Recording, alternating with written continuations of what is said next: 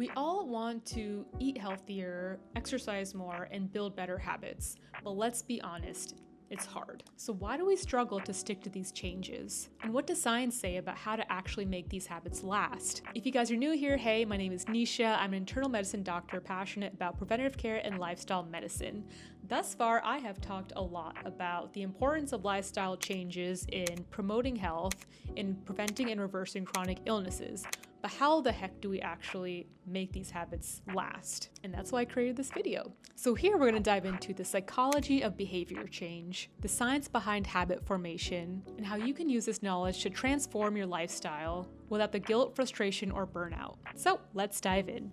Eating more fruits and vegetables, staying active, and maintaining a healthy weight don't just help make us feel good, it'll actually protect against diabetes, cancer, and heart disease. A 2018 study by Lee and his colleagues found that adopting a healthy lifestyle can actually extend your life expectancy. But knowing this doesn't necessarily make it easy, right? And that's because behaviors are influenced by a lot more than just knowledge. They're shaped by habits, emotions, social influences, and even our environment. And let's be real, life is busy. So let's talk about how to actually make lasting change happen. So raise your hand if you've ever made a goal, like you're gonna work out every single day, only to lose motivation just a couple weeks later. So this isn't just a you problem, it's actually how our brains are wired. And the reason, our brains love routine and they don't like change. So when we try to make these big, drastic lifestyle changes all at once, we set ourselves up for what researchers call the abstinence violation effect. It's that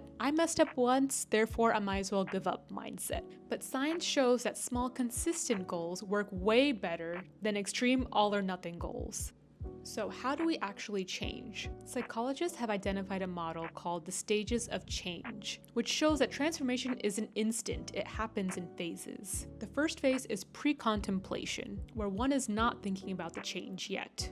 Stage 2 is contemplation, where you're considering change but feeling unsure. Stage 3 is preparation, where you're getting ready to take action, or actively making the changes. And number 5, maintenance, when you're actually maintaining this change long term. So most of us get stuck in the contemplation or preparation phase. We want change, but we don't feel ready. The trick here is just focus on the small wins, because momentum will build that motivation. So, what can you do to make these real lasting changes? Let's take a look at what the research shows. Tip number 1, reframe your slip-ups as part of the process. Let's say you're trying to eat healthier, but you have a big slice of cake at a party. The old mindset, I failed, so I might as well eat junk for the rest of the day. So instead of that line of thinking, let's try this instead. That was a slip-up, not a failure. Learning from mistakes instead of beating yourself up will help you stay on track long term. Tip number 2, make it easy and convenient. So make the healthy choice the easy choice. So if you want to work out, lay your workout clothes on your bed the night before. And if you want to eat healthier, keep cut up fruit in your fridge so you're not tempted to snack on chocolate instead. Tip number 3, use temptation bundling. So pair something that you want to do with something that you need to do. For example, only let yourself watch your favorite TV show when you're on the treadmill. And this is called temptation bundling, and studies do show that this boosts habit formation. Tip number 4, plan for challenges and triggers. So when we're stressed, we naturally fall back on these old habits. So instead of just hoping that you'll be stronger next time, plan for these tough moments. In these cases, it also helps to journal what these tough moments look like and what your plans are actually going to be, or talk to a loved one about it. All right, so finally, let's talk about managing stress and dealing with these urges when you're trying to maintain a healthy habit. So when I discuss strategies with my patients on how they can avoid relapsing into their unhealthy habits, we talk about the 8 Ds of dealing with these urges. The first step is to take a deep breath. Taking slow, deep breaths helps to calm stress and reduce cravings. Number 2, drink water. Hydration can often help fight cravings and hunger. And if you're like me, I highly recommend using a water bottle carrier for your giant hydro flask that I always have around with me. Number 3, delay. If your hunger is a craving and not actual hunger, then you can wait it out. And this idea is called urge surfing. So if you feel like eating a cookie, try to wait at least 15 minutes to 20 minutes, do something else, play a video game, talk to a friend or a loved one and see how you feel after those 15 minutes. And that brings us to distract and do something else.